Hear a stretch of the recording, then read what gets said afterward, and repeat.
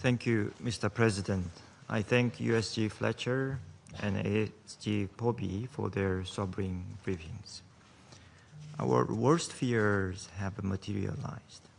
The RSF has captured al-Fashir, and the heightened risk of a civilian massacre is now unfolding.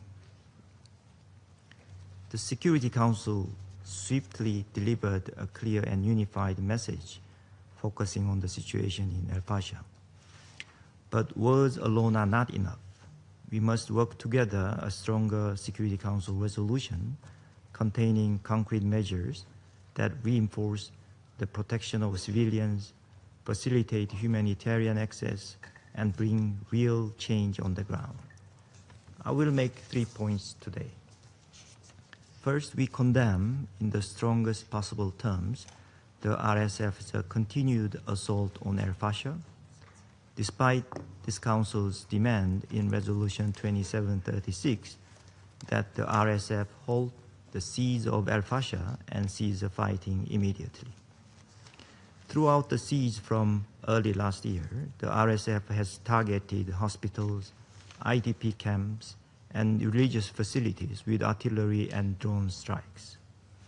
We condemn not only these assaults, but also the reported atrocities perpetrated by the RSF against civilians, including summary executions and arbitrary detention.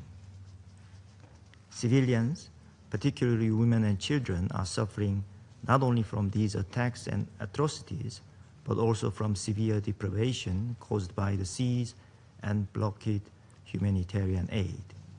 We urge RSF to immediately cease its assault on al-Fashir, withdraw from the city, and engage without delay in negotiation toward a humanitarian ceasefire.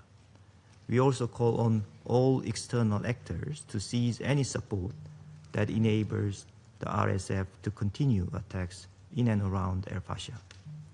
We also call upon all parties to the conflict, particularly RSF, to facilitate immediate and unfettered humanitarian access and ensure the protection of civilians, including providing safe passage in accordance with international law.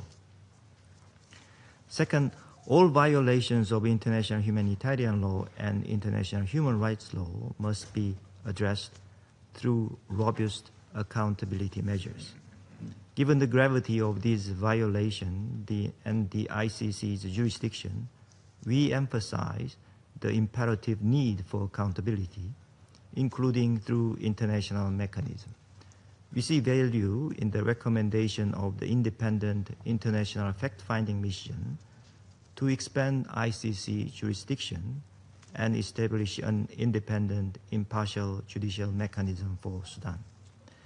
We welcome ICC's first conviction on October for crimes against humanity and war crimes committed in Darfur. It sends a clear message. There will be no impunity for perpetrators.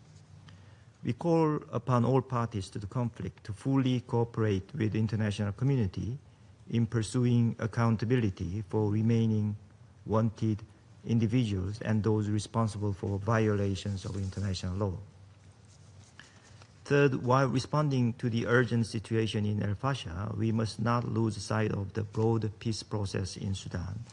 In this regard, we support the commitment of regional and international actors as expressed in the joint statement by Quad adopted last September.